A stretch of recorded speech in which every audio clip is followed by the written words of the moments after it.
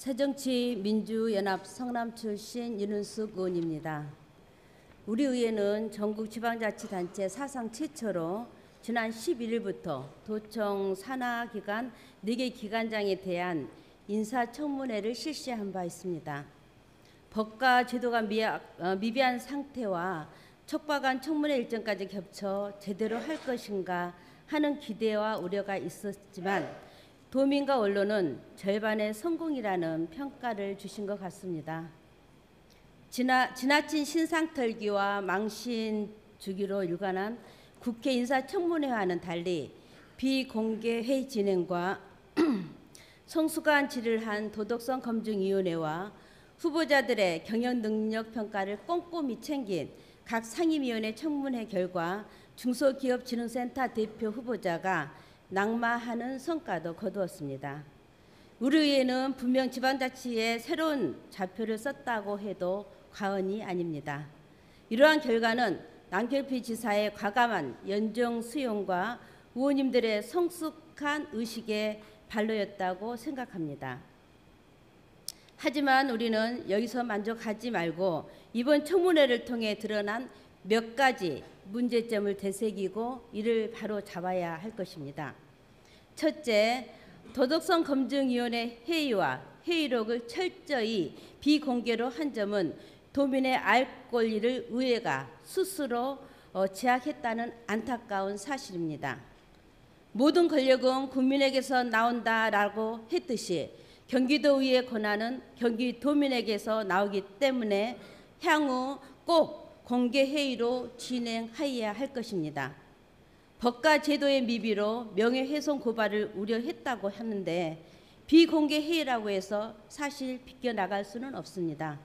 따라서 후보가 민형사상의 소를 제기하지 않겠다는 서약서를 받고 지금과 같이 과도한 신상털기를 자제한다면 도민에게 그 권리를 돌려드릴 수 있습니다. 둘째, 후보자들의 인사청문 보고서를 청문회와 본의회 의결이 없이 청문위원회 명의로 도지사에게 보낸 것은 대기관으로서 적절치 않았다는 점입니다. 검사는 기소로 말을 하고 판사는 판결로 말하듯이 의회는 의결로서 도민의 권한을 대변하는 것이기 때문입니다.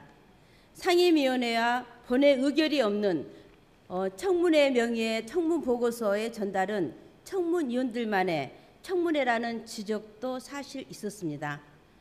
도청과 의회는 집행기관과 대기관으로 성립합니다. 그런 의회가 도지사에게 인사청문 의견서가 아닌 인사청문 보고서를 의장단이 직접 도지사실을 방문하여 전달한 것은 의회가 도지사에게 보고서를 보고했다는 인상을 줌으로써 대기관의 이상을 추락시켰습니다. 따라서 우리 의회가 중앙정부의 각종 촉구 결의안을 의결하여 의장 명의의 공문을 발송하듯이 후보자 청문 의견서를 본회에 의결을 하고 의장 명의로 기관 대 기관으로 발송하는 절차를 취해야 할 것입니다. 셋째, 해당 후보자들이 속한 기관들이 후보자들의 청문을 절차에 의하여 지원할 수 있도록 관련 조례를 개정하여야 합니다. 사장 혹은 대표 후보자는 임용 전에 정식 임원이 아님에도 불구하고 해당 기관과 직원들의 서류를 만들어주고 리허설을 하는 등 행재정적인 지원을 한 것은 명백한 규정 위반입니다. 따라서 공사는 사장 후보에게 임용 절차를 위한 행재정적 지원을 할 수 있다라는 규정의 관련 조례를 명문화하여 후보자가 체계적인 지원을 받을 수 있도록 해야 합니다.